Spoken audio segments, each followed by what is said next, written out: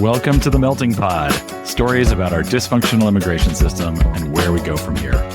As your co-hosts, we've served inside the federal government for 2 decades and 4 presidents of both parties. I'm Claire Trickler-McNulty, and I focus on ICE and immigration enforcement. I'm Amanda Baran, and I work mostly on humanitarian-based immigration and immigrant women's issues. I'm Doug Rand, and I focus on work-based immigration and U.S. citizenship.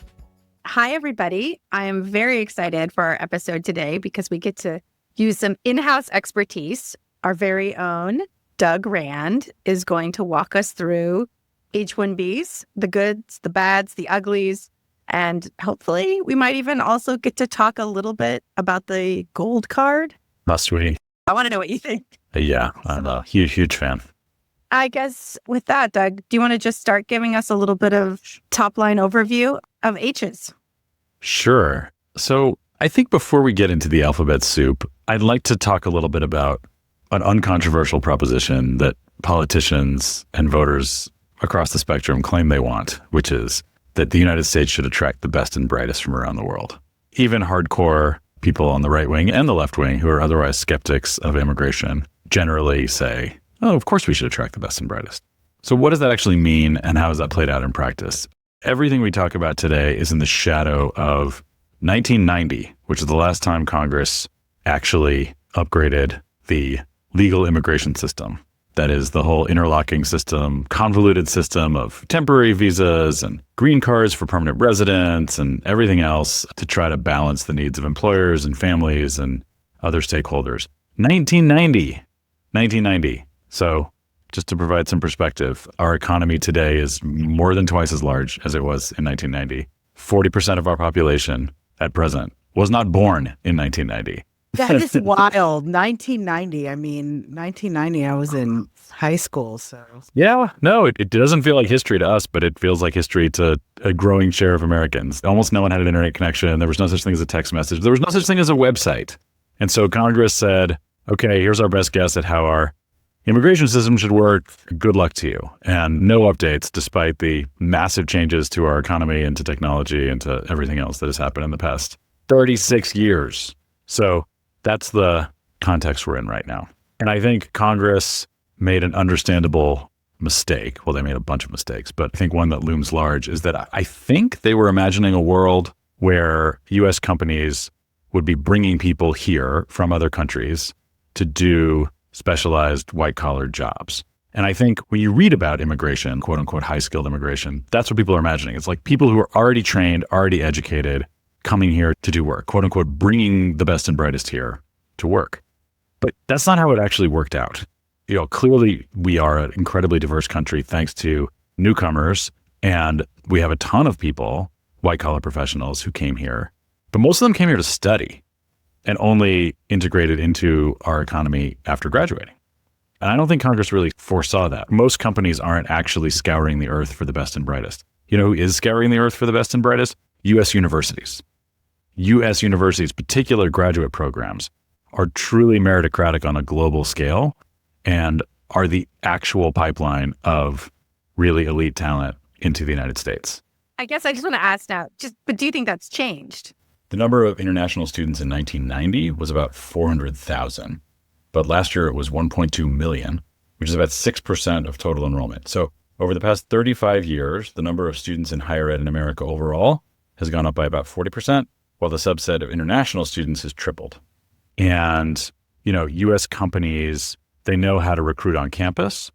And, you know, if they find someone they want to hire, if they're a U.S. citizen, great, you know, welcome aboard. If they're an international student, they have to jump through a lot more hoops. They have to pay a lot more fees. So, shocker, it's actually cheaper to hire a U.S. citizen who's graduating from a U.S. university, at least in terms of like upfront, you know, headache and overhead costs.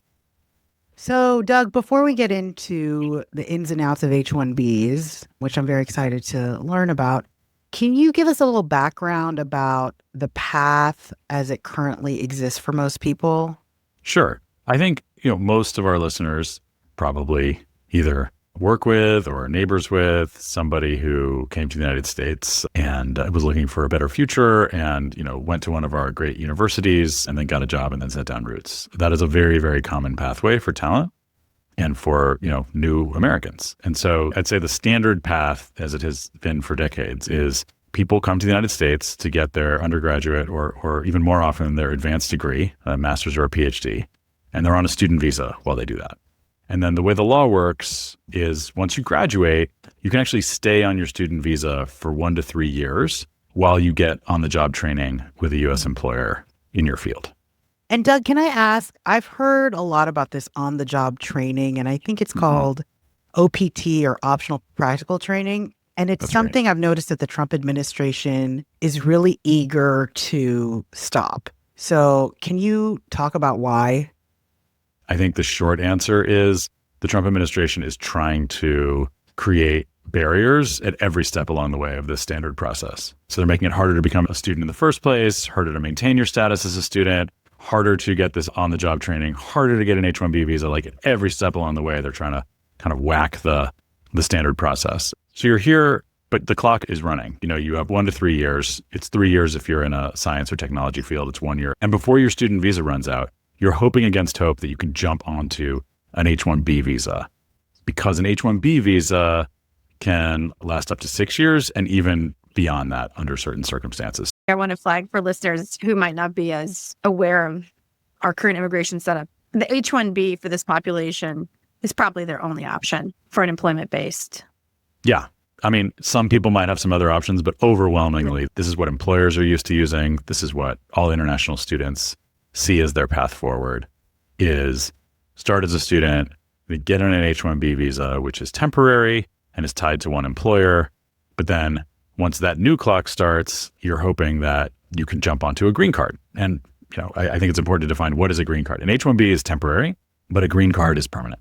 A green card means you are a permanent resident. As far as the labor market goes, like permanent residents and U.S. citizens are totally flexible in who they can work for. There's no constraints on what industry you have to be in or who your employer is or whether you have to work at all. Like you're here, you're a permanent resident. And being a permanent resident is the last stop before U.S. citizenship. So that's the dream. Come here to study, stay on the student visa for a few years after graduating, hop onto an H-1B, and then become a permanent resident and ultimately a U.S. citizen. So that's the standard process. And, doesn't sound too bad, right? Except nothing about this process is pleasant or welcoming, even during the best of times, even when you don't have an administration that's trying to destroy it. It is a tough row to hoe. And it all goes back to just how badly Congress designed the system back in 1990. So you're saying it's hard to go from OPT to an H and then hard to go from an H to a green card? Yeah. And it's harder for some people versus others. There's basically 3 crazy bottlenecks along the way. So the first bottleneck is getting onto the H-1B in the first place. Congress capped the number of H-1Bs at 85,000. The number of companies that actually want to sponsor workers for H-1Bs is 4 to 5 times that in most years, which means that the way the law is written, there's really no way to allocate those H-1Bs except a random lottery. Congress didn't say, oh, it's okay to prioritize people in certain industries or it's okay to prioritize people with certain skills. No, it's just first come, first serve. And when you're oversubscribed by like 500%, the only way to do first come, first serve is a lottery. And so our old agency, U.S. Citizenship and Immigration Services, every April has to run a lottery, which means that every year, hundreds of thousands of people find out that they didn't get the H-1B and better luck next time. And then even if you get the H-1B, right, it's not immediate because the lottery runs out so early. So right, you apply April 1, even if you get it, you can't start working until October 1st, which is the first day of the fiscal year. Right. So it's really badly designed. If you want to hire someone on H-1B, man, it is not easy, right? You got to as a company, you think about, you got to plan ahead. You got to register for the lottery in March, find out what happened. If you are lucky enough that your person won the lottery, then you've got to, pay your lawyers and file the petition in April, and then they can't even start work until October 1st as an H-1B worker. Most of these people are already working for the company because they're on that, on the job training period. So it's really just kind of jumping from one status to another. Not only is it administratively complicated, you normally have to hire a lawyer to do it, but it's also expensive. Oh yeah, it's really expensive. The filing fees are thousands of dollars. The legal fees can be tens of thousands of dollars. It's very expensive. Doug, how did Congress come up with the number 85,000? That sounds so random and so specific. Oh my God. I asked a former congressman who was on the House committee that helped write this. And basically it was just haggling, right? One side wanted more numbers, one side wanted fewer numbers. I don't think there's any like deep research you can point to. And they've Surprise, never reset it, surprise. right? Well, the H-1B number has fluctuated a little bit. For a few years after 2000, there were temporary increases, but for a long time now, it's been 85,000. It hasn't changed. But Doug, aren't there some H-1Bs that are uncapped? That's true. So Congress provided that if you are a university, or if you are a government or nonprofit research institution, or if you're a nonprofit that's affiliated with a university, you can hire as many H-1B workers as you want at any time of year. You don't have to go through the lottery. You don't have to go through the cap. So universities in particular make use of H-1Bs a lot for professors and other employees. And what about like research hospitals? Can they also? Oh, yeah. Yeah. Research hospitals, big time. Yeah. Which is a huge problem with the $100,000 fee that we'll talk about later. But I was saying the other ones cap out, right? Every year. Yeah. So like the power users of the H-1B visa, which are like the giant tech companies, among other US companies, they know that if they want to retain the people that they hired out of our universities past that cliff when their on-the-job training expires, they've got to win the H-1B lottery. And if it's someone who's got 3 years of that optional practical training period, you basically have 3 bites at the apple. So everyone, again, we're inviting people from all over the world to come study at our universities and welcoming them to come work at our companies and contribute to our economy. And then we're telling them basically every March, you're going to have this unbelievable nail biter experience where you find out at random whether you won or not. And I got to say, I've talked to lots of people who've been through this. And even though it's totally random, it is a gut punch, right? Like people feel like America's rejecting them, that they are being told they're not worthy. Yeah, especially after, you get a new job or you have a job that you really enjoy, you have a life that you really enjoy here, and suddenly you're told that it's over. I can imagine that would be a huge gut punch to a lot of people. Yeah. Yeah, so you were saying that this is a very unpleasant process. And so please lead us through how it gets even more unpleasant. I think you're going to talk about employment green cards, right? That's right. So something that is really easy to lose track of because it's so complicated is that for most people, the H-1B is just this unpleasant step towards the ultimate prize, which is a green card, which is being a permanent resident who's eligible for U.S. citizenship and who can work for anybody and not have to jump through these hoops. But here comes the second bottleneck, because in 1990, Congress capped not only the number of H-1Bs, but the number of green cards. The number of green cards available to U.S. employers in the law is 140,000 per year. Now, I don't know if that sounds like a lot or a little to most people, but actually the real number is a lot lower, because 20,000 of those, as you guys know, are reserved for kind of a grab bag of different things that are not really like white collar professionals. They're really important, but it's like, investors and certain, immigrant juveniles and important stuff. But if all you cared about was the numbers, it's really 120,000. And it's actually, that's misleading because it's really about half that because people have spouses and children and those count towards the cap. So we're really only talking about 60,000 employees of US companies who can be sponsored for a green card along with their spouses and children every year in a country of 340 million people. And that sponsorship process, those employment-based green cards are they limited to the highly skilled workers, or are they open to, low-wage workers? Oh, great question. There's a very small number where you don't need a college degree, very small. But by and large, it's split into thirds. 1/3 is for people with a bachelor's degree, 1/3 is for people with a master's degree, and 1/3 is for like super premium. I'm not making this up. The term is aliens of extraordinary ability. So 1/3 of the 60,000 is for people with a bachelor's degree. Then is there anything for people without a bachelor's degree is what I'm asking on the employment side. There's less than 10,000 a year for people without a bachelor's degree, and it's all backed up. And that's such a good point, Claire. We need to do a whole other episode about that because the fact is, in this country, there is no way for a U.S. employer to sponsor somebody for a non-white collar job.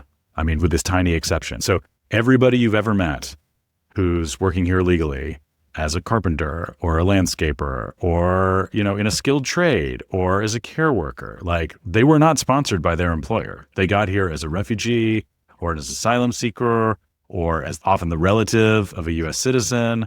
Congress did not provide for an employment-based green card system for people without college degrees. It's crazy. It is crazy. I wanted to make sure we made that point. Yes. Yeah, and just another question. I know we're talking about H-1Bs and moving into like maybe an employment-based green card, but those employment-based green cards are also available to people outside the country, right? Who are not H-1Bs. That's right. But very, very, very, very few people actually come here for the first time with an employer-sponsored green card. And again, I don't think Congress really realized that's how it was going to be, but it's obvious in retrospect. If you're a U.S. employer, it's rare that you're going to be hiring someone who's not in your zip code, let alone another country, to sponsor them for a green card. So, the way the world really works is people come here to study, they go onto the job market, the company gets to know them, the company tries them out for a few years, and then once they're really, comfortable, they sponsor them for a green card. Yeah, a U.S. born person too, right? Like you go to college here, you get an internship somewhere, and then maybe they like you and they hire you, and then you have a job. So we have this employment-based cap, we have an H-1B cap, but wait, there's more. There's a country cap. Can you tell us a little bit more about that, Doug? Dear God. So this is where it gets even worse. So I want to be clear. Like when we talk about country caps, we're not talking about the racist quotas from 1924, where like literally each country, like Greece, can only send X number of people per year. There are no country specific. You can't find in our immigration laws anymore since 1965 any country named as having a cap. What they did was they, in 1990, said, okay, well, we don't want any one country to, dominate the scarce number of green cards that we've allocated. So we'll add a cap on top of the cap. So no country can account for more than 7% of the employment-based green cards, but also the family-based green cards. So what that means is that if you're from like Belgium or Costa Rica, no problem. Like you got to get in line, but that line is only going to be like 2 or 3 years for a green card for someone who has a college degree, right? But if you're from India or China, those are giant countries that send a large number of people to the United States to study and to work. And so those lines have become outrageously long because of this pinch point. So people coming off the line today for green cards from India and China have been waiting 10, 15, 20 years. And the people getting online today, they might die before they get their green card. Yeah. And I know that there have been efforts by folks, especially from India and China, to get rid of those country caps. Yeah. And I've seen that there has been dissension, though, among immigrant communities who do advocacy, in that other communities think, hey, that country cap is good because people from my community or my country should also be able to access the program. And if all of these Indians and Chinese are accessing them more than us, then that's not fair. And they don't support the removal of the country cap. And I think the intent behind that country cap, like you said, Doug, it was to provide access to a program to people from all over the world, right? So it wasn't dominated by 1 or 2 countries. Yes, the intent was not crazy and the intent was not racist. But the foreseeable consequence is that it's a zero-sum game that pits certain nationalities against other nationalities in a way that's really ugly and bitter. And there was a moment at some point over the last 10 years where lifting the country caps got really close to passing Congress. I remember like that. This tiny, that's what I was remembering. Yeah. And eventually it fell apart, but it was incredibly rancorous because you had grassroots, groups representing Indian and Chinese nationals, like in huge fights with people from Iran and Latin America and other countries. And at the end of the day, let's be clear, as long as there's a cap, as long as there's artificial scarcity, what you're really talking about is how long do people wait? And right now, if you're from one country, you wait an incredibly long time. If you're from another country, you wait very little time. If you got rid of the country caps, what that would mean is everybody would wait the same amount of time. It would suck for everybody. It wouldn't suck as much as it currently does for Indian and Chinese nationals. It would suck a lot more for people from other countries. Everybody would be waiting 10, 15 years instead of some people waiting 2 or 3 and some people waiting 60. A question. If you're on an H-1B, your employer wants to sponsor you for an employment-based green card, you're an Indian national, so you've got this really long wait. Can your H-1B just continue? Yeah. So Congress did realize that there was trouble brewing. And so in 2000, they made a little tweak, which basically says, if you're on an H-1B, which is really only supposed to last 6 years, if your employer sponsors you for a green card, but you got to keep waiting because the green card's not available to you because of these caps, you can stay on the H-1B indefinitely.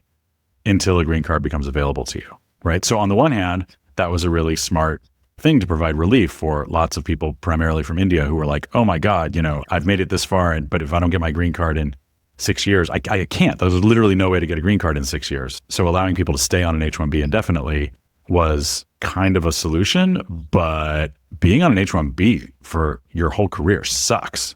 I mean, it's terrible, right? I mean, I'm dating myself, but there's a video game called Frogger. Maybe some of our listeners remember it, where you're like a little frog on one side of the riverbank and you have to get across to the other side, but you have to jump on these moving logs and not fall in. That's what the system is like. You're just constantly trying to jump from one log to another without falling in to get to the other side. And it's incredibly stressful and terrible. The other side of the river, of course, being a green card where you don't have to worry anymore.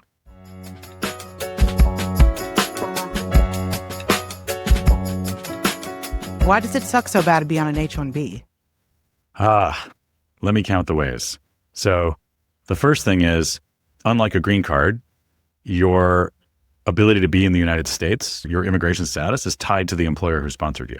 So you can only work for the one employer who sponsored you. Now, you can hop over to another employer if they sponsor you and poach you, but that takes time and effort and so on and so forth. So, I'm not saying they that have to meet the cap too. No, they don't. No, once you win the lottery, you're good, right? But, it's a very unstable thing. So you're tied to your employer to a much greater extent than a U.S. citizen or a green card holder, which really harms your bargaining power, your career advancement. This is where people who've been on H-1Bs for a really long time, liken it to indentured servitude. It makes it sound like you are really vulnerable to exploitation.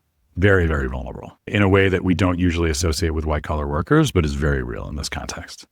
Second, you probably have a spouse and children, and your spouse and children have something called an H-4, which is basically like the temporary visa for spouses and children of H-1B workers. And an H-4 does not come with work authorization. I don't want to overgeneralize, but the great majority of people living here with H-1Bs are from India and have advanced degrees and are in technology fields. And so you would be correct if you guessed that their spouses are also pretty well educated and have a lot of talent to contribute to our economy. But for a long time, they were unable to work. Thanks for saying that, Doug. A lot of H-4s are really accomplished in their own right and feel that they're unable to fulfill their ambitions here because they don't have a work permit, or they didn't have a work permit, right? And it caused a lot of distress and depression. And the dependency on their H-1B principal, who they derive their status from, can actually be a huge recipe for disaster. It makes them financially dependent on the H-1B holder spouse. And oftentimes these spouses can be isolated. You come to a new country. You may live in a suburb of California. I'm generalizing here. I know not all H-1Bs are in California. Often not California. Often yeah, but you can be in a suburb anywhere, right? And not know the language. Maybe you know the language, but you don't really have a community. Yeah. And this dependence can oftentimes be used as a tool for abuse and control in relationships where that is endemic, and it can exacerbate domestic violence situations. I just want to give a huge shout out to women's rights advocates, especially those in the South Asian community, because they really uplifted a lot of heartbreaking stories and voices of these spouses.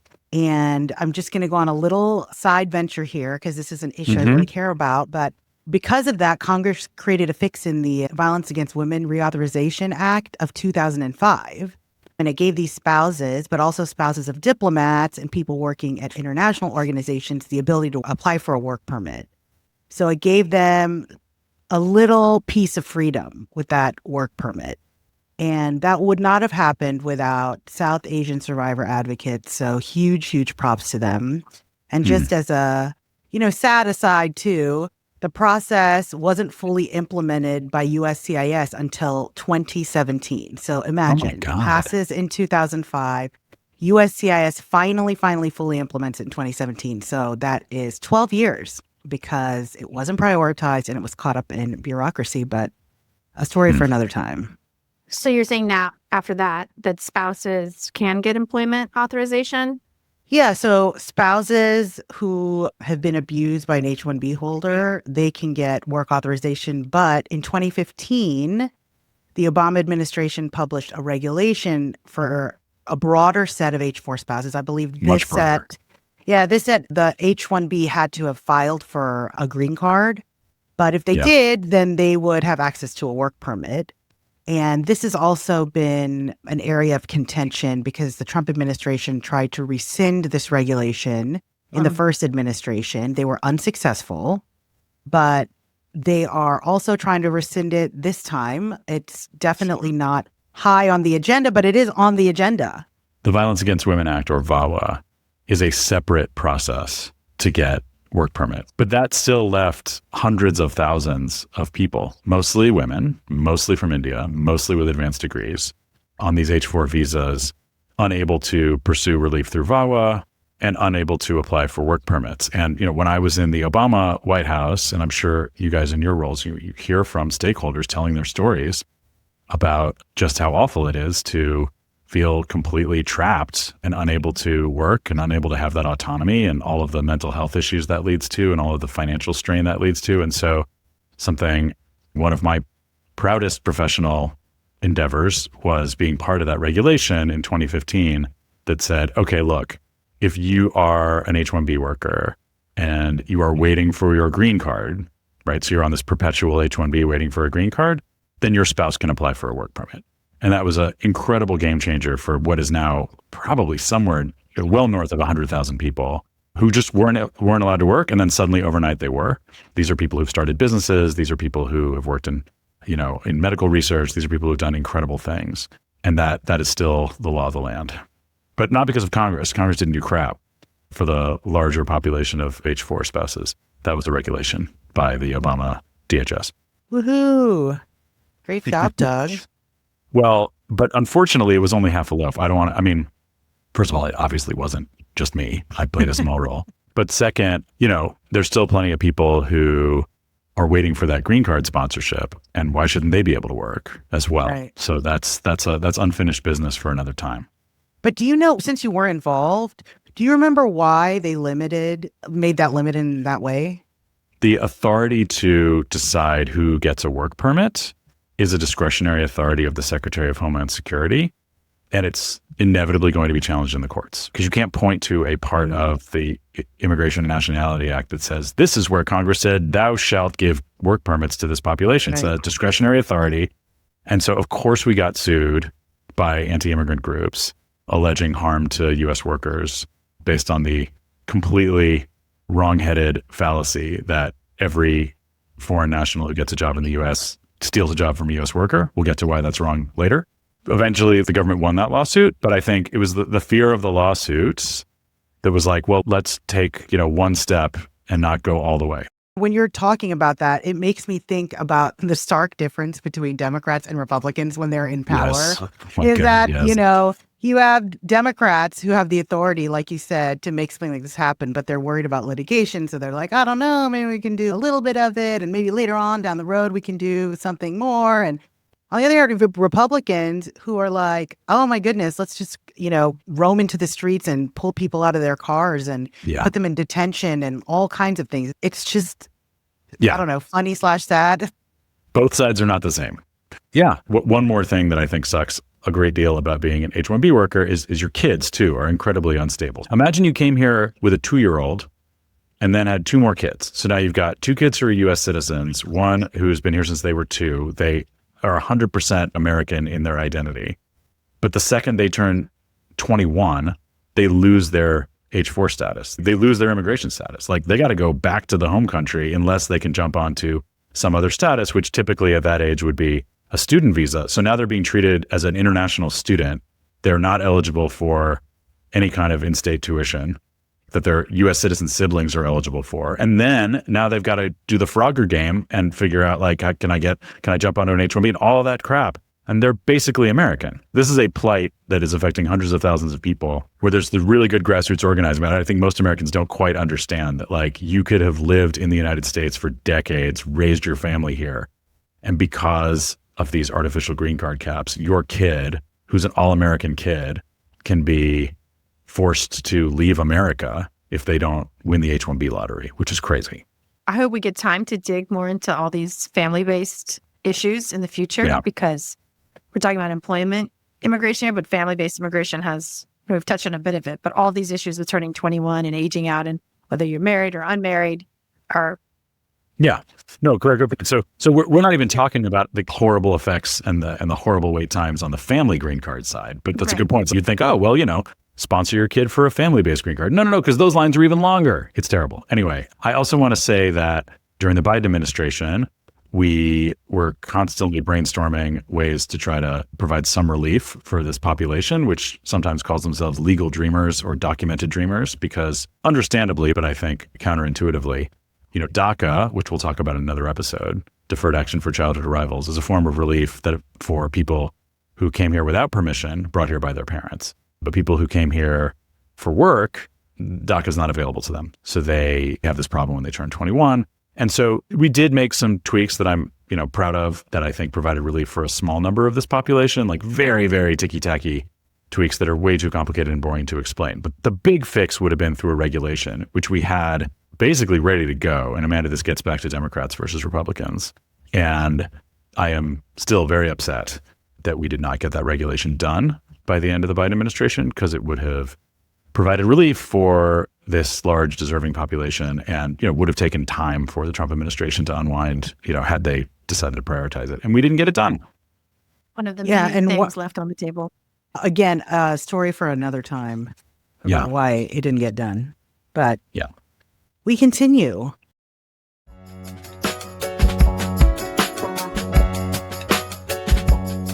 So, Doug, there is a lot of controversy out there in the news. What? I mean, there always has been. With H-1Bs, it's a controversial topic. But what do you think makes it so controversial? Are there good faith arguments to oppose H-1Bs? Yeah. I mean, as we've talked about, being on an H-1B visa is not pleasant. So the employees don't like it. The labor unions sure don't like it. Labor unions are, very skeptical of all kinds of temporary and guest worker programs because, they create a really bad power imbalance between the worker and the employer. But even companies don't really love the H-1B, at a fundamental level. They'd rather hire someone with a green card so they don't have to mess with the annual lottery and the filings and the expense and so on and so forth. So it's hard to love the H-1B. It's badly designed and makes everybody unhappy at some level. But that doesn't really explain the full controversy. I think the full controversy, like so many things in our politics, contains a kernel of truth that has been wildly blown out of proportion. And so let's talk about the kernel of truth. We had to at some point. I've been telling you like the happy story of H-1Bs and the people who aren't controversial using it, but in one very specific way, the H-1B visa is used by an industry that is very controversial. So unlike everything we've talked about before, it's like kind of like name brand companies, hiring the best and brightest coming out of our universities. That's not what I'm about to talk about. What I'm about to talk about is a specific industry, which is IT consulting. What is IT consulting? What indeed is IT consulting? So it's not Google, it's not Microsoft, it's not one of these tech companies hiring a software engineer to build the next app on your phone or build the next AI model.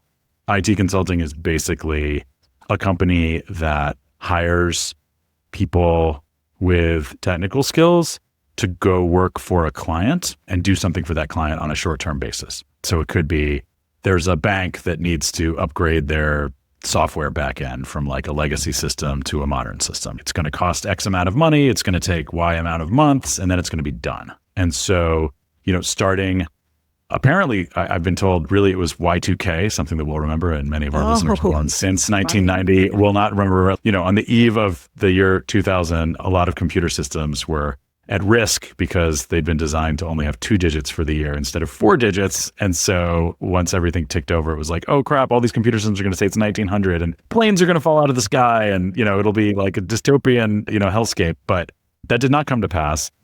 But the reason it didn't come to pass is because companies invested a huge amount of money upgrading their systems. And to some extent, they relied on these IT consulting companies to do this short-term work. And a lot of these IT consulting companies that most people haven't heard of, some of them are gigantic publicly traded companies. A lot of them are based in India, and a lot of them hired a lot of Indian workers coming out of Indian universities to come to the US, do this short-term work, and then go home. And that has become big business for these Indian companies. They have names like Tata Consulting Services and Infosys and HCL. There's also some that are based in the US, like Cognizant. And you could think of them as like, they're using the H-1B as an actual like guest worker program, as opposed to the use that we've talked about earlier, which is just kind of, one step along the road to becoming a U.S. citizen. So is the problem with that model that it is taking advantage of the workers, or that it is hurting the U.S. economy? Because when the way you're describing it, it doesn't even sound necessarily bad. So where is the problem? First of all, I want to say that all the controversies swirling around H-1B and like companies behaving badly, like 99.9% of those stories are in this industry and these employers. It's not, Apple and Google. I'm not saying they're innocent of, everything, but like they're not really abusing the program. So, some of these IT outsourcing companies have been credibly accused of really harming everybody, of like paying their H-1B workers less than their US workers, which is not good for either side, discriminating against the US workers, because they can pay the Indian workers less. I'm saying Indian as a, it's not always Indian, but it's, overwhelmingly people from India. Just at the end of last year, there was a case against Cognizant where a federal judge found that they were discriminating against their non-Indian employees in terms of providing work. But of course, they're also treating their H-1B workers very badly in many cases, because of that horrible power imbalance. So nobody's winning here, right, in terms of the workers on the U.S. citizen side or the H-1B worker side. So there's real misbehavior there, and some of it has been found illegal by judges. So that's real. Well, you said you don't really hear these big names whenever there's controversy involved, like Apple or Google, but I did hear about Disney. That's a big name. And I remember a few years ago reading a New York Times article that talked about how there were workers who got fired. They were replaced by H-1B workers, and then they had the fired workers train the H-1B workers. What was that about? Yes. So this story about Disney is like talking point number one for every well-informed foe of the H-1B program. And it's a real problem, right? So this was like a little over 10 years ago. Now, let's be clear. Disney is a giant company. Disney employs almost no H-1B workers, but they hired one of these consulting companies to upgrade their IT system. So the consulting companies brought in workers, largely from India, to upgrade Disney's IT systems. And so what this really is a story of just a random, Fortune 500 company looking to cut costs by upgrading their IT system and outsourcing all that work. So the Indian workers were here to upgrade the system and then take all that work to India. It's outsourcing. And that is really, really disruptive and gut-wrenching for the US workers who got laid off. Disney laid off a ton of workers. They claim that they hired more workers in other jobs, but that's cold comfort for the ones who got laid off. Like, layoffs suck. But I think what made this particularly egregious in the public eye, is that these workers who were about to be laid off were told, okay, well, the last thing you do before we lay you off is to train this random person from India in your job so that then they can, go back to India and run it from a, remote server. Right? I mean, it's a terrible, terrible story. But here's the kicker. None of that was illegal. There were a ton of lawsuits, and like both Disney and the consulting company called HCL, they were not found to have broken any laws. Not bad press. Right. Really, really bad press, like this endlessly bad press. Because it wasn't just Disney. It was like a utility in California. It was several others because it was a huge deal. And so, I guess, where does that leave us? Like, the good faith critics of the H-1B program have a point that many of the H-1B visas are captured by large outsourcing companies whose very business model is distasteful, and perhaps we should have tighter restrictions on them so that they're less likely to abuse their H-1B workers, less likely to abuse their U.S. citizen workers, more likely to, behave well. Dick Durbin, Democrat, and Chuck Grassley, conservative Republican from Iowa, for decades, they've had legislative proposals to crack down on this kind of behavior, but they've never passed. So I think when you hear people criticizing the H-1B program and they're really, really focusing on this particular form of misbehavior and this particular business model, I think that's legitimate.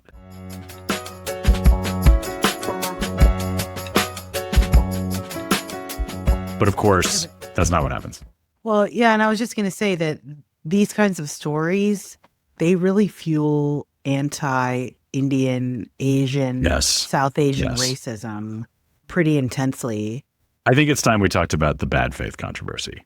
In my career, I've seen, good faith criticisms of H-1B, I've seen, on the real margins, the, anti-immigrant interest groups try to use H-1B, try to blow it out of proportion and say like all H-1Bs are bad. But I think something has shifted during Trump 2.0 that's made this program a lightning rod and kind of a MAGA stalking horse. And let me just give you like a really, really ugly example. There's a guy who's running for Texas Attorney General, statewide office in Texas, named Aaron Reitz, who wrote on X that Texas's counties, and I'm quoting, may soon be renamed Calcutta, Delhi, and Hyderabad counties, given how bad the invasion of unassimilated and unassimilable Indians has become, end quote.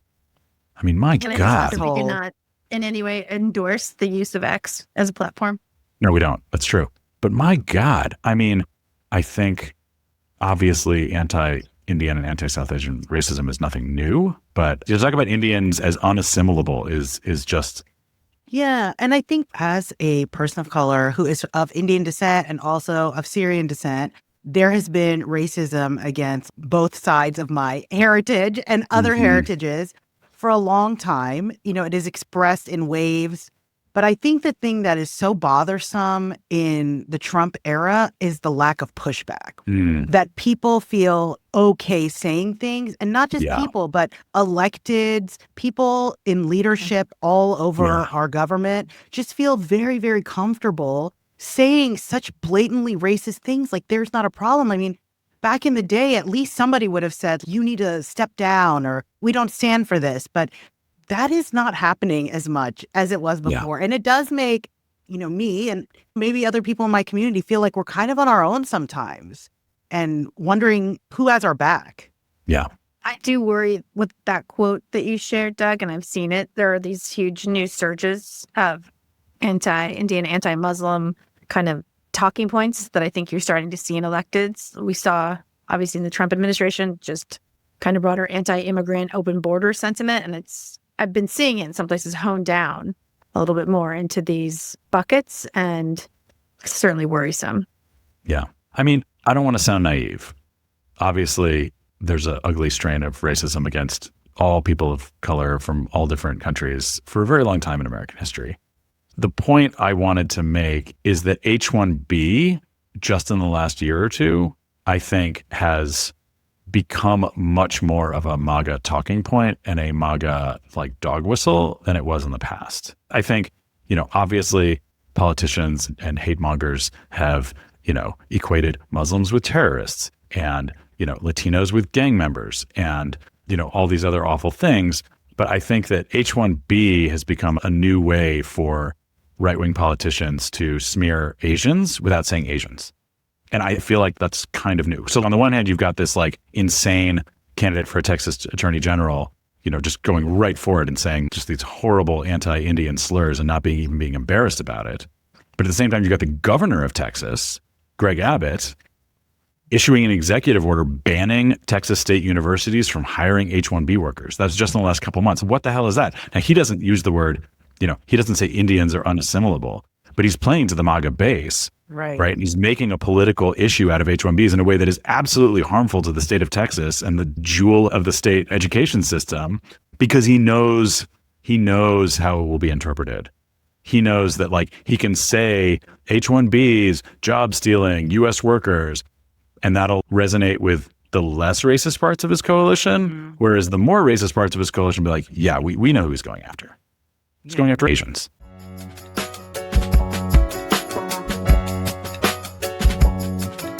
So it all starts with the Trump administration starting to announce their upcoming appointees after he takes office. And one of the people they announced was a guy named Sriram Krishnan, who's a successful tech guy from Silicon Valley, originally from India, came here for a job with Microsoft, not on an H-1B visa, but on a different visa, got a green card, became a U.S. citizen. So you wouldn't think this would be controversial, but MAGA land went bananas on X and other social media platforms, and no less an eminence than Laura Loomer, the infamous MAGA troll, tweeted that it's deeply disturbing to see this guy appointed. He's not going to support the America First agenda. He supports, lifting restrictions on green cards. And she said this because he literally tweeted anything to remove country caps for green cards / unlock skilled immigration would be huge. That was his unforgivable statement, was that we should lift country caps on green cards. And MAGA land went bananas. Like, why him and not Kash Patel? Wow, that's a really good question. No, you answered it for us. So did I? Oh, because he said that? Yeah, because he made a comment. Saying, right. Sri Ram, I'm like, oh, well, there's a lot of Indians in the Trump administration. Like, why this guy? I mean, the civil rights chief, Kash Patel. Right. Yeah, no, they took this one quote. It's a fever swamp, right? It's like Indian guy, like working for big tech. And he said this nice thing about green cards. Let's go after him. And, Laura Loomer, kind of inspired a whole bunch of trolls. There was a tweet that went viral, was horrible, saying, are we going to let this Indian run America? It was awful, awful, awful. And then, Elon Musk went on X to like defend the guy and defend H-1Bs. And it was just this whole thing. And, I think it just goes to show that, you combine that sort of ugliness on the socials with MAGA, with like actual policy, actual super ideological policy happening now with the Trump administration attacking the H-1B program. Governor DeSantis from Florida and Governor Abbott from Texas, like trying to ban H-1B workers in their state university systems. What used to be kind of a like very technical, wonky, like, oh, how should we fix the H-1B program, has kind of like leapt the boundaries of MAGA land and has now just become like part of the litmus test. Are you against H-1Bs? But isn't that indicative of kind of like a split in this party? Because there is a pro-business yes, I'm so glad you asked that. The MAGA universe, and there's also like the Stephen Miller wing. Like, how's that working out for them? Great question. I think it's actually a really simple question to answer. The Stephen Miller wing is riding high and is going to get everything it wants. And the Elon Musk wing is super quiet on these issues and doesn't care enough to actually go to the mat. I think that's really interesting because I remember he did make a statement or tweet, right, Elon Musk, where he said, I'm going to destroy anyone who comes for the H-1B program or something like crazy like that, right? Like, they'll have to go through me. Hold on, I got to find the real quote because it's so funny. Okay, I found it. I'm going to read it now verbatim. This is what Elon Musk said on X, and it'll be obvious when I'm reading all caps. Quote, the reason I'm in America, along with so many critical people who built SpaceX, Tesla, and hundreds of other companies that made America strong, is because of H-1B. Take a big step back and F yourself in the face.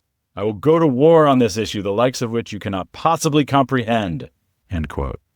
And I think it just proves the point. Like, he made this like super bombastic statement about how I'll go to war to defend the H-1B program. And he has not, and he will not. And here's why. People are very sweet-natured and want to like believe the best. But here's the real deal. Like, Elon Musk and all these other tech bros who are throughout the Trump administration, they have a whole series of priorities. And they're defending high-skill immigration is probably not even in the top 10. Like, yeah, they care about it. They know it's important. They know it was important to their companies, their careers, whatever. But like, eliminating regulation on AI is a million times more important to them. Making sure their buddies get military contracts is a million times more important to them, right? Whereas for Stephen Miller and the nativist wing, this is the most important thing, right? So who's going to win? The person for whom it is their life's ambition, not the person for whom this is a like 5th, 6th, 11th order priority. It's that simple.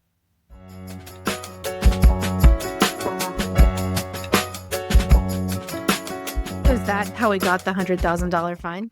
Yes, of course. Yes. Well said. Well said. I guess we need to like get into that now. All right. So we talked about H-1Bs. We talked about the system. Now let's talk about what the hell is happening in Trump 2.0. So before we get into like the crazy stuff everyone's heard about, I just want to take 2 seconds to just, point out that there was a whole bunch of anti-legal immigration stuff from Trump 1.0 that they're bringing back that doesn't make the headlines, but is very bad and is trying to, sever each link of the chain of coming here as a student and ultimately becoming an American, right? So they obviously have been persecuting international students in general. They're also pursuing a regulation that they're resurrecting from Trump 1.0. They weren't successful in getting it done in Trump 1.0, but they're going to, they're in a hurry now that would basically create what I call virtual checkpoints for international students. So instead of, getting your student visa and be good to go until you graduate, you'd have to like go back to the government for more permission every 2 to 4 years. It's called the duration of status rule. Like, no one's getting exercises about this except people who are really paying close attention, but it's very bad. They're trying to put their thumb on the scale in the H-1B lottery in a way that, doesn't sound crazy, but is quite lawless and also is going to have all kinds of unintended consequences. So basically they're like, well, we want And instead of it being a random lottery, H-1B should go to the highest paid people, which, problem number one, Congress does not allow that. So they're going to get sued and they're probably going to lose. So this whole thing is just a waste of time. Sued for this in Trump 1.0? Yeah, and they lost. But how are they putting out the same regulation? I think they might have lost for some technical reason, like the Secretary of Homeland Security wasn't correctly appointed or something. I don't think they lost on substantive grounds, right? Yeah. Yeah. So they're going to take a run at it again. All right. But look, this is politically savvy, right? It sounds like, yeah, of course, why should we have a random lottery? It doesn't make any sense. We should give it to the highest paid people. I get it. But number one, we should not break the law.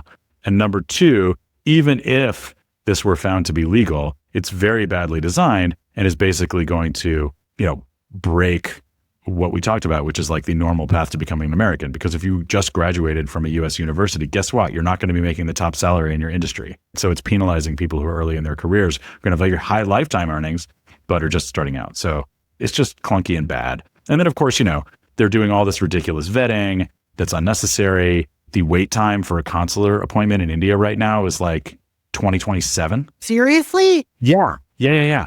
So these are the small but very difficult to challenge things that are, creating pretty significant barriers throughout the system and that most people have probably never heard of. So now let's talk about the things everyone has heard of, new things in the Trump 2.0 world. And I would say the number one thing, as you said, Claire, is the $100,000 H-1B fee. So what have you heard about the $100,000 H-1B fee?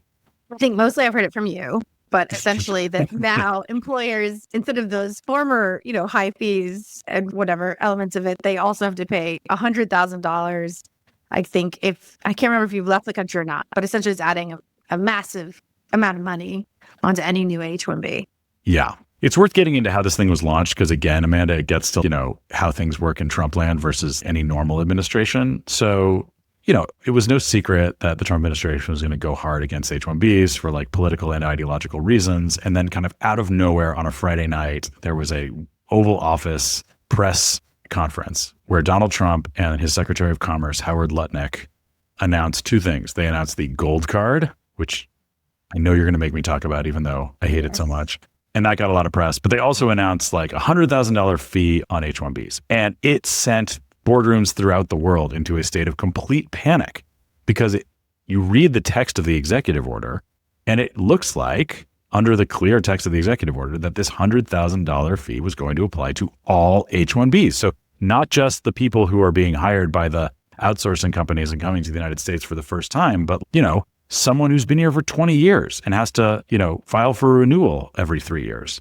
What's going to happen to people who every 3 years, their employer has to pay an extra $100,000. That's not going to work. So this looked like it was going to be, unbelievably disruptive and almost like an exclusion, strategy for people who had been here for a really long time. And so this ambiguity was out there for 24 hours until people had gotten. Well, people were trapped. Oh yeah. Also, yes. Yeah, of course. Sorry. Yeah. The executive order was released on a Friday night and went into effect at 12:01 a.m. on Sunday. Right. So you've got thousands of people who are just living their lives, visiting relatives, going to weddings in other countries, while working here on an H-1B visa. They're wait, if I don't get on a plane and get back to the United States by 12:01 a.m., I'm going to, my employer's going to have to pay $100,000. What are you talking about? Large companies were sending advisories to all their employees who were visiting family and friends abroad and say, get on a plane right now. Get home. Yeah, there were even people on planes. I think there were people on planes. Yeah. What the heck should I get off this plane right now? Right. Yeah, it was totally insane. And then predictably, the press and stakeholders start demanding for, what does this executive order really mean? Could it possibly mean this? And then, the White House, posts on X anyone who says that this fee applies to people on planes, that's fake news. What we meant, obviously, is that this only applies to people who are getting H-1Bs for the very first time and not people who have had H-1Bs for a long time. Now, obviously, this was an about face. This was a concession, but they tried to frame it as, what they meant all along.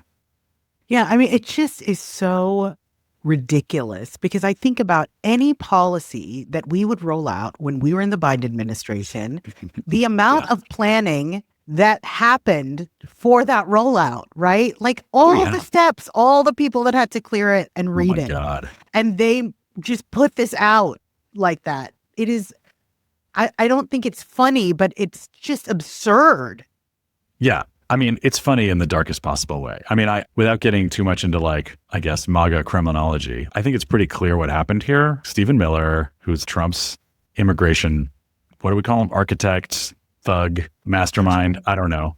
He works on the White House. He's the deputy chief of staff. And like, clearly he had this cooking, this $100,000 fee. And he has experience doing this because not funny, funnily enough, guess what authority they used to justify this $100,000 fee? The very same authority from the Muslim ban from the first week of Trump 1.0, right? So there is a sentence in the Immigration and Nationality Act that Trump, has exploited since his first week in office, which basically says the president, not an agency, it gives the authority to the president, may by proclamation exclude people or classes of people based on the national interest. It's way too expansive. It's just this like crazy authority that he's exploited. And so he used that to ban people from Muslim majority countries. He's used it more recently to ban people from mostly African countries. And now, in an incredibly novel interpretation, he's used it to say, well, you're banned unless you pay a $100,000 fee, which is like a wild. Has anyone sued on this? 3 lawsuits. But I want to get into like what I think was the play-by-play here. I think Stephen Miller was like, oh, we're going to have an Oval Office meeting to announce the gold card because of, our Secretary of Commerce thinks this is going to raise trillions of dollars to reduce the debt. Whatever, Howard Lutnick, fine. But I can dust off that $100,000 H-1B executive order I've been working on, and we can announce that too. And he wrote this like, using ChatGPT or something. And it got no clearance from anyone at DHS or any experts. I'm not kidding, right? I really think this was written, in the dead of night, hours before the Oval Office ceremony. And then they just just farted it out on a Friday night.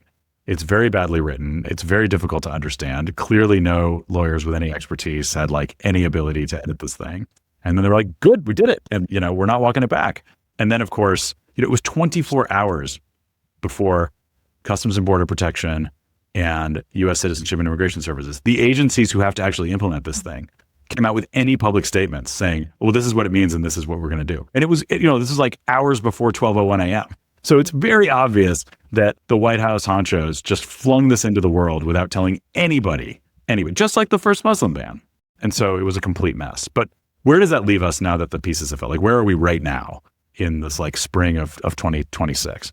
What it means is that under the current policy is that if you graduate from U.S. university and you're already here, then the $100,000 fee is not going to apply to you.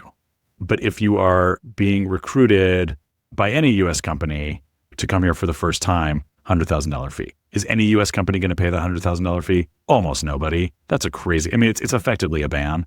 And I would predict, the number of Indian-based outsourcing companies that have been sponsoring people for H-1Bs has been going down even before the $100,000 fee. It used to be about half and half, like normal companies versus outsourcing companies vying for these H-1Bs. The outsourcing companies are probably going to be like really, really kind of leaving the field this year because their business model is broken. And I don't know what they'll find a way to route around it. They always do. But we're probably going to see mostly U.S. companies, mostly hiring people from universities with less competition from the outsourcers. That's my prediction. Because I think almost nobody's going to actually pay the fee. And where that's going to hit the hardest is hospitals. Because like you said in the very beginning, Amanda, there are U.S. employers who are exempt from the H-1B cap who have been used to just, bringing the talent they need whenever they need it to fill shortages.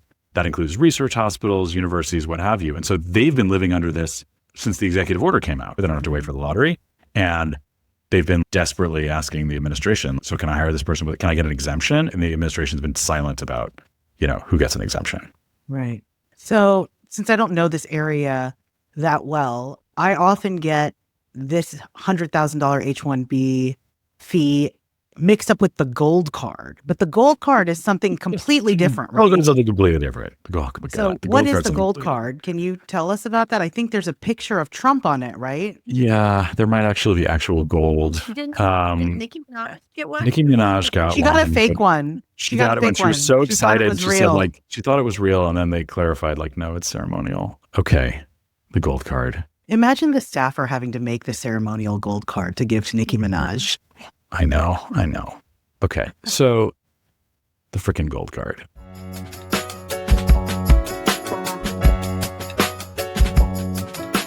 All right. So the idea here is that we already have a green card for foreign nationals who invest a certain amount of money in a project in the US and create a certain amount of jobs. It's called the EB-5. It's a whole other story. That's not what we're talking about. Because to do that, you have to, actually invest in a project, and there's all these hoops you have to jump through and so on and so forth. Somehow or other, I don't know who came up with this, but like Trump and his commerce secretary got really excited about the idea of like, no, we should be like other countries where you literally just have to cut a check to the US Treasury and boom, you get your green card, right? Which is offensive for a lot of reasons, but it's also completely lawless. I mean, it is absolutely not something that Congress has authorized. Congress has this intricate system that we've been talking about this whole time about who gets to have a green card, and nowhere did Congress authorize that somebody can jump the line just by paying $1 million. They don't seem to care what Congress wants. They don't seem to care. So, I've been tracking this for a long time, maniacally. And when they first announced it, early in the Trump administration, I was like, well, this is just nonsense. Like, they don't know what they're talking about. This is totally lawless. It's never going to get off the ground. I was wrong. They actually have doggedly pursued this and forced civil servants to do this thing that I'm sure no lawyer has signed off on. They've actually bought the equipment to print the gold card. It's crazy, right?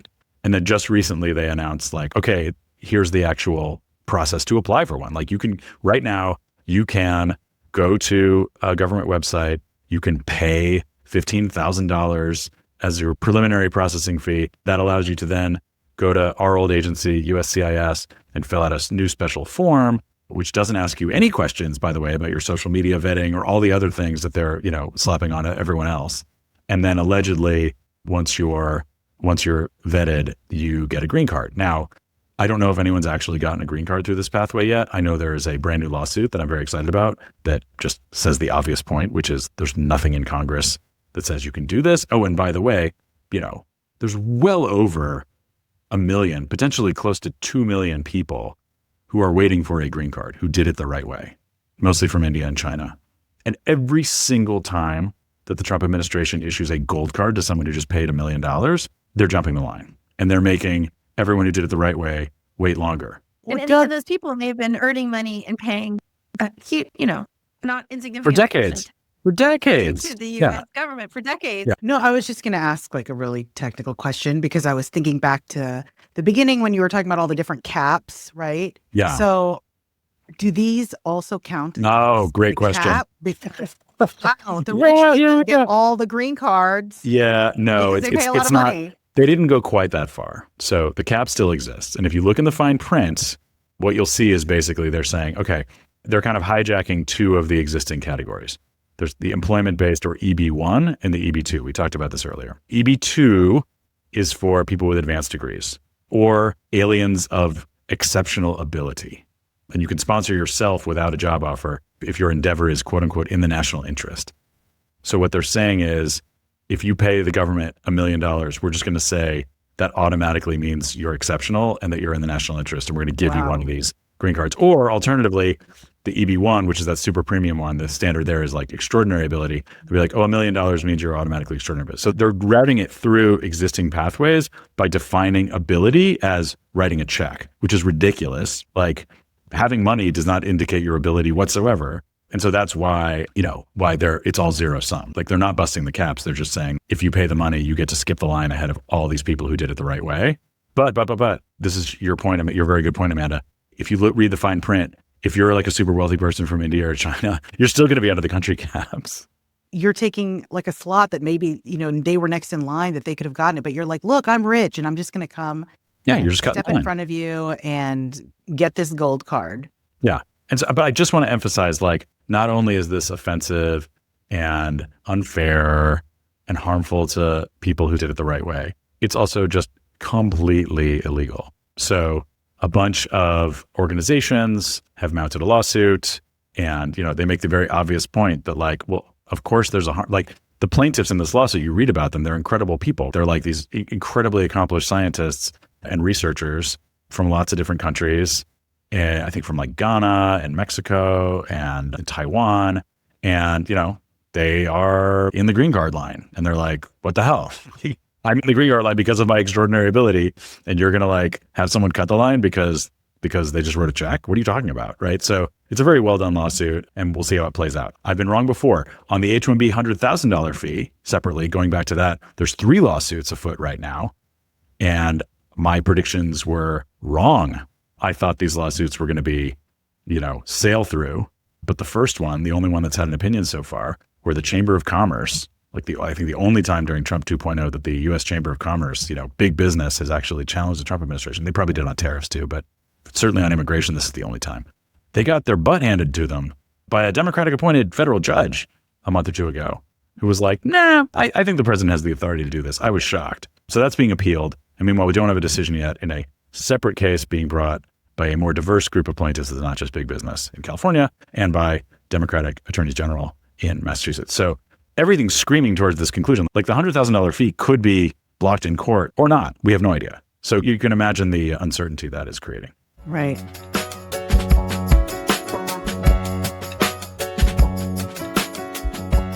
So, Doug, we've talked a lot about, all the things that the Trump administration is doing wrong. But, say one day we get back into power, Democrats, and, you are in a position to make H-1B policy that is fair. What kinds of ideas would you put forward?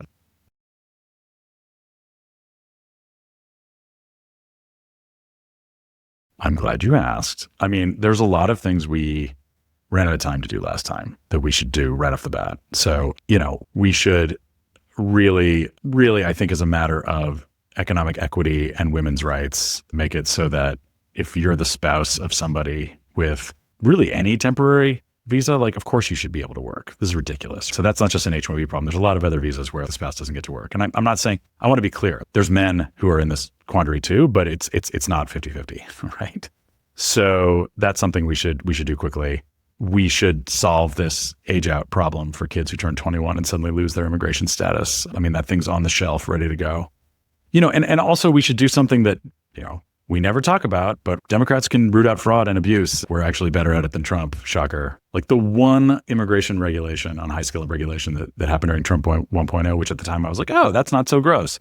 They did it so badly that we inherited a mess. They basically opened the door to this obvious fraud scheme where all these tiny little companies you've never heard of, it'd be one person forming 50 LLCs.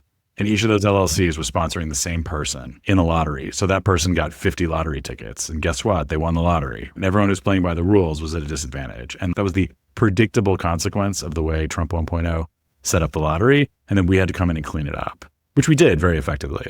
But how's that for waste, fraud, and abuse for you? So you got to, I think, use enforcement authorities more to squeeze out the bad actors so that this scarce number of visas actually goes to the people who deserve it. We can do a lot through executive action, but the one thing we cannot do, the one thing even Trump has not tried to do is bust the caps, is to say there are no caps because Congress set these caps in 1990. And honestly, I think the debate about H-1Bs misses the point, right? Oh, should we have more H-1Bs or less H-1Bs or whatever? We need more green cards. Nobody educated at a U.S. university should even have to be on an H-1B. They should be able to get a green card. And Trump even said that during the campaign. He was lying, but he said, I support, giving a green card to everyone who graduates from U.S. university. That used to have a lot of bipartisan support. I don't think you're going to hear him say it again because he knows his base and they would go ballistic. But people should have green cards. And by the way, unions like green cards because when you have a green card, you have bargaining power and you can vote with your feet. You're on a par with a U.S. citizen and you can't be abused as easily. So that's the answer, more green cards. So the slogan is no caps, no cap. That's so It's very Gen Z of you. That was really good. Job. Well done. Well done. I wouldn't have even gotten that joke a few months ago. That was very good, Claire. Kudos.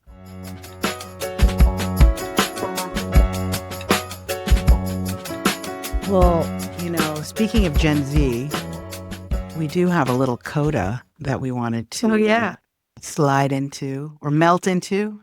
My son thinks the melting references are awkward. And he's embarrassed to hear them. Well, good thing he's not listening to it because he thinks it's boring. Oh, yeah, that too. My 10-year-old had a similar reaction to it. I mean, he's really excited we're doing a podcast. But when I actually had him listen to it, he was like, blah, blah, blah, blah, blah. Well, so my son did ask a question that I think I could pose to both of you. So go for it.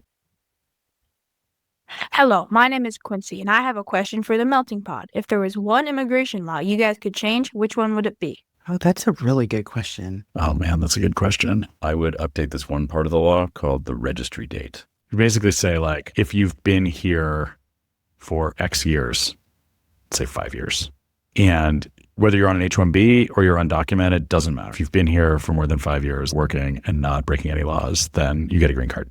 Registry? Yep. But I think it should apply to both populations, the quote unquote legal immigrants who are stuck in green card backlogs and the undocumented who have no path to a green card, but would eagerly and legally pursue one if they did. That's a good one. You got one, Amanda? Yeah, so I would remove caps. First thing that comes to mind is the U visa cap. Why on God's green earth do we have a cap on visas for victims? Yeah. Victims and survivors who are helping police. Yeah. In what universe did that ever exactly. make sense? Yeah. We don't want too many people helping the police. Well, so when I thought about the U visa, I thought, well, there's all these other caps we talked about too. And I don't know that we need them in law. Like maybe we can set them by regulation or have some sort of, I don't know, process that the government looks at the economy or, multiple other factors. But having them in actual statute is so limiting and it doesn't allow us to be flexible. So I'm going to say removing caps. No cap. What about you, Claire? It's really hard. I think for me, it's getting rid of mandatory detention, right? Mhm. Because that's just causes untold suffering. So, Yeah. So my 11-year-old asked, Why are so many kids getting deported? it's a hard question to answer. I think why so many kids are getting deported is because this administration wants to deport as many people as possible, no matter what their ages are, no matter why they came here, no matter what their right to stay here could be. And I think we're seeing a lot of kids being deported in multiple contexts. We're seeing kids whose parents are scared of them being put in detention, who are scared of being separated from their children, deciding to take their kids home, right, to self-deport. We're seeing kids who are picked up by ICE in the community, sent to the Office of Refugee Resettlement, and then, sort of alone and scared, being pressured into taking voluntary departure. So that's where they decide to go home. And then where kids are coming in right now at the border, there still are people coming in, make no mistake. And where those are just children, they're also being pressured to just not pursue any relief in the United States, not seek safety here, and just go back. So I would say it's a kind of universal approach of wanting people to go home, and that includes children. And it is not, I think, respectful of, the care that we need to take for the way we treat children, the way we try to ensure that children have due process when they go through our immigration system. So it's a sad question, sad answer. And I don't know how it's going to change. thanks for melting down with us today. You can follow and subscribe to The Melting Pod wherever you get your podcasts. Our website is meltingpod.org, and you can find us on YouTube and Instagram. Drop us a line with any questions and let us know how we can improve the show.